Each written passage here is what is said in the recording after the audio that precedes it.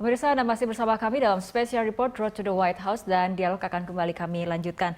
Ini tadi dari paparan rekan Cakri Miller, ada yang menarik bahwa calon presiden dan wakil presiden di Amerika Serikat ini tidak perlu menang mayoritas di seluruh negara bagian untuk memenangkan pemilu presiden karena jumlah suara electoral college ataupun electoral votes yang dihitung bukan jumlah suara pemilih. Ini mungkin bisa diulas kita ke Pak Siswanto terlebih dahulu. Ya memang seperti diketahui bahwa sistem di Amerika sebetulnya sistem bertingkat gitu kan. Jadi yang betul-betul punya suara itu bukan sebetulnya rakyat memilih memilih para wakil-wakilnya dalam lembaga tadi yang disebut dengan electoral college tadi kan. Nah pemilik suara tadi yang disebut dengan electoral vote tadi itu berdasarkan jumlah proporsi penduduk gitu kan. Dan dialah yang sebetulnya yang paling menentukan gitu kan. Tapi seperti tadi dikatakan bahwasanya bisa kejadian misalnya jumlah suara populer dengan jumlah electoral vote dari suatu kandidat itu berbeda gitu kan. Nah itu kejadian seperti pada masa-masa algoritma bisa kejadian karena apa? Karena bisa terjadi semacam perubahan sikap daripada para pemilik suara tadi, para electoral vote yang ada di dalam electoral college tadi. Dan semacam ini seperti saya bilang tadi sudah ada mekanismenya, yaitu mekanisme pengadilan. Jadi nggak ada masalah semacam ini terjadi, tetap ada solusinya kayak gitu.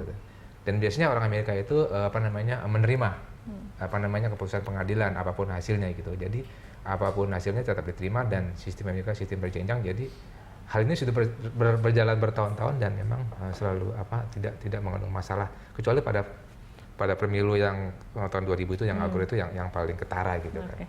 Ini artinya harus ada konsistensi dari pemilik suara ketika pemilu rakyat atau pemilu yang memberikan suara rakyat kemudian dibawa nanti ketika disidangkan di electoral college seperti itu harus ada konsistensi. Pak Reza, Anda sendiri menilai bagaimana sebetulnya politik transaksional ini mendominasi pemilu di Amerika? Karena kalau misalnya kita lihat pemilu di Amerika mengenai money politik, isu money politik kan cenderung sedikit atau tidak banyak dibandingkan misalnya kita lihat dari pemilu di Indonesia misalnya kental sekali dengan isu-isu mengenai politik transaksional.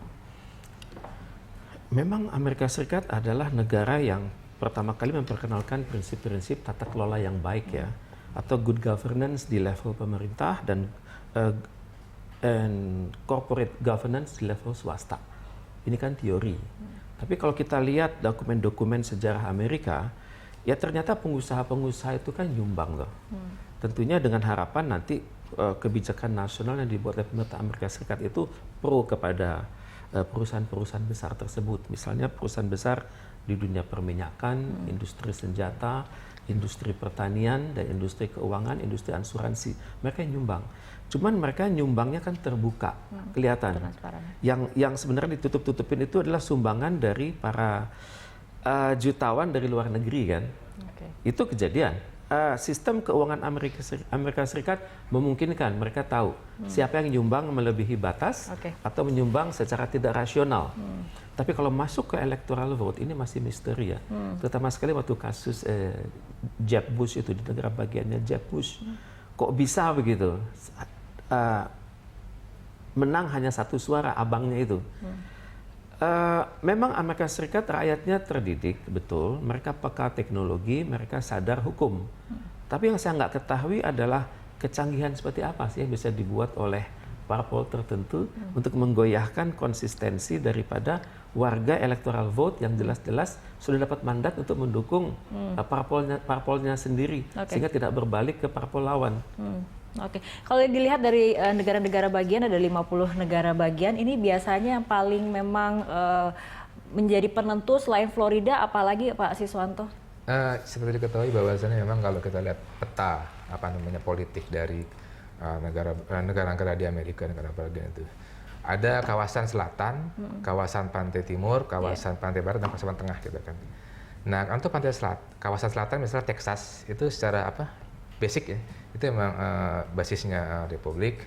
Untuk pantai barat seperti California dengan 55 electoral vote itu adalah basisnya Partai Demokrat. Kemudian tengah kayak Oklahoma, kemudian Florida itu Oklahoma itu Republik, dan Florida kemudian itu juga artinya biru dan merah gitu kan, mereka kombinasi. Dan pantai timur seperti Maine, kemudian New York itu kan, kalau New Yorknya itu kan basisnya Demokrat gitu kan. Tapi seperti Boston, Massachusetts itu masih biru dan merah, biru dan merah.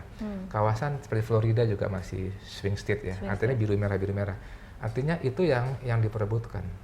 Cuma yang menarik kalau seperti Hillary Clinton, kampanye terakhir kan di Philadelphia ya, negara bagian Pennsylvania. Itu memang semacam basisnya Demokrat. Kemudian ada istilah Great Lake seperti itu ya Pak ya. Yang kemudian menarik adalah Michigan. Michigan itu basisnya Demokrat, tapi si Trump itu masuk ke Michigan. Ini jadi Trump seringkali langkah-langkahnya aneh gitu kan. Biasanya dalam pakem-pakem pilpres di Amerika, kalau kawasan yang udah basic itu ditinggalkan aja, aman kan. Iya. Dia hanya merebutkan kawasan swing state. Dan kemudian kawasan-kawasan yang dominan partai lawan itu dia nggak mau masuk gitu kan, nggak ada gunanya soalnya. Iya baik, Pak Siswanto dan juga Pak Riza, kita akan membahas lebih lanjut mengenai negara-negara bagian yang memang sudah menjadi lumbung suara masing-masing kandidat ataupun yang menjadi swing state yang diperebutkan atau disebut sebagai battleground. Tapi kita akan membahasnya usai jeda.